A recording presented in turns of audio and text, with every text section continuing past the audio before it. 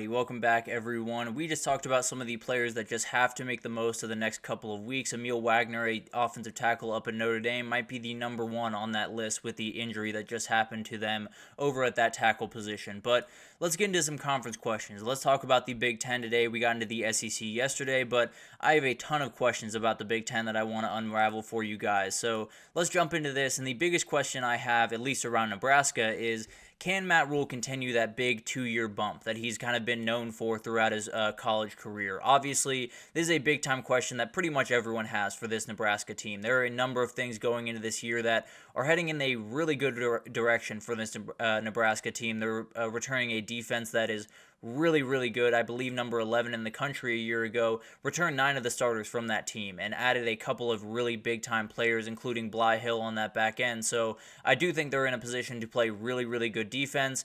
Are introducing a freshman quarterback, which we'll get to here in a second. But when you talk about Matt Rule and this Nebraska team, they, from year one, or when you talk about Matt Rule in general, let's just start there. Temple, year 1 to year 2, 4 more wins than he had in year 1. Baylor, 6 more wins than he had in year 1 compared to year 2. If he continues that pace, this is a 10-win Nebraska team that you're looking at because they had 5 wins a year ago. So this is a very, very talented team, a team that could be a playoff team.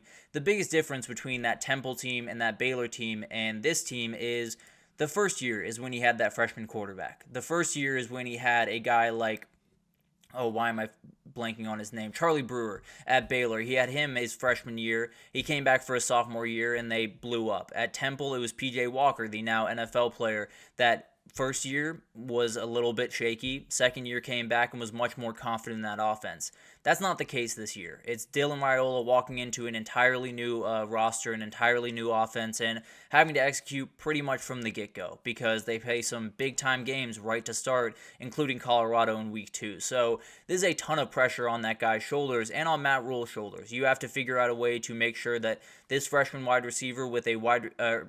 quarterback, with some wide receivers that are new to the group or he just doesn't have that, really confident connection with.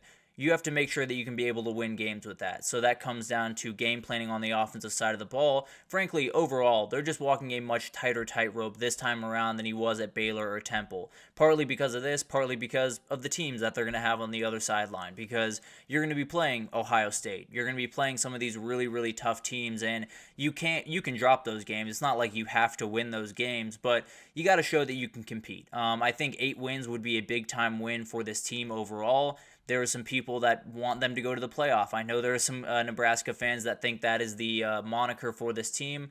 I'd be shocked if that was the moniker for this team. But I do think 8 wins is a big-time boost and keeps you moving in the right direction. And then maybe in Dylan Raiola's second year in the offense and second year in the program, they can make a big-time jump into being a possible playoff team. But overall, I do think that leap's going to happen. How big it is will obviously be a big-time question. And it'll come down to how good is Dylan Raiola really.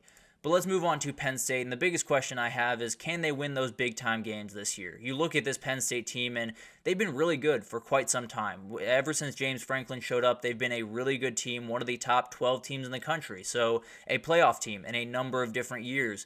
The problem is, when they play Ohio State and Michigan, they look just inferior in a number of different ways over the last couple of years. They've just looked like the worst team across the board, and that is something they just have to fix. As they move into this playoff era, it favors Penn State about as much as it favors pretty much anyone in the entire country, because they would have gotten in 14 and 15 and 16 and a number of different years throughout the past little bit if it was a 12-team playoff instead of a 4-team playoff. But this is what's gotten in their way, losing to Ohio State, losing to Michigan, and they don't have to play Michigan or Oregon this year, so that makes them feel a little bit better. But the reality is, I've talked about this a little bit on here before, you go 11-1, let's say. You lose to Ohio State the way that they tend to do, and then you go to the playoff. If you lose that playoff game, do you feel any better as a Penn State fan? Obviously, you got to the playoff, and that's a cool moniker for you to kind of grow from going forward, but the reality is you still didn't win those big games. You still didn't win the games that you have to win going forward. So overall, I think when you look at this team, it's a very good team. It has a number of things going for it. And frankly, I think it's going to be a playoff team. But they have an opening here, and frankly, they need to kick down the doors because they have everything going in their direction, from schedule to the playoff to a number of different things. And winning those big time games and getting James Franklin over that hump that he's been dealing with is going to be huge for that team going forward. Well, now let's talk about USC and Iowa and just talk about how important those coordinators are. Can they be contenders with those new coordinators? Because you look at those two programs, only one side of the ball has been getting in the way. When it's at Iowa, it was the offense, and they brought in Tim Lester. He had been at the Packers. He's been at a number of different colleges throughout his career, and I have a number of different questions. I do think this is going to be a better offense than it has been before, but the bar is on the floor. I think we all understand that, and he's going to add some motion into this offense that should have been added about 10 years ago, but regardless, some things are going to happen in this offense that have not happened in the past. The question is, how much is it going to be different? Because a lot has to change, but Brian Ferentz is still the head coach, and he just fired his son that was the OC there, and I wonder how much the offense is really going to change regardless of who's calling plays. Because sometimes you go into a place and you call their offense. You don't call yours. You call the one that has been in place. And that could be the case here. But if it's not the case, if he's able to run the offense the way that he sees fit, and they elevate that offense kind of the same way I was just talking about USC to a top 80 unit, a top 70 unit in the country, they're going to win some games that you do not expect them to win. And then you do have DeAnton Lynn taking over as DC at USC, and frankly, that problem should have been fixed a number of years ago because Alex Grinch wasn't the guy, plain and simple. But DeAnton Lynn is there. He did an incredible job at UCLA a year ago and is a fantastic defensive coordinator. He is someone that could really open things up. I think the same way with Iowa, where you have some things that are deeper than just who's calling plays that need to be fixed. If those things are starting to get fixed over there, which it kind of seems like they are as of right now, then they're going to be in good shape going into this year. If they're not necessarily fixed from a strength and conditioning standpoint and from all of the different, physicality things that they have to fix, they're not going to be a really good team. They're not going to be a really good defense, and DeAnton Lynn's hire is not going to look as good as it possibly could have down the road. So overall, I think you look at both of these units, the USC offense, the Iowa defense, they're going to be elite. There's no question about those. No matter what, they're going to play good football. The other two sides just have to play passable football, and whichever one of these coordinators has a better or does a better job this upcoming year, that team is likely going to have more success than the other. That's just the reality, and I think that USC defense is probably a little bit closer to getting that than Iowa offense, but I could be totally proven wrong, honestly. And then I want to get into the dark horse of this conference because, frankly, I don't know if there really is one. I understand that there are a number of teams like Nebraska, Iowa, USC that could make some noise from that second tier, from that third tier, possibly an Indiana team even making crazy noise this upcoming year, but Oregon and Ohio State are the most complete, deep rosters in this conference by a pretty comfortable margin. And then you take a little bit of a step down, you have Penn State and Michigan State, or Michigan, not Michigan State. You have Penn State and Michigan that are right there as well.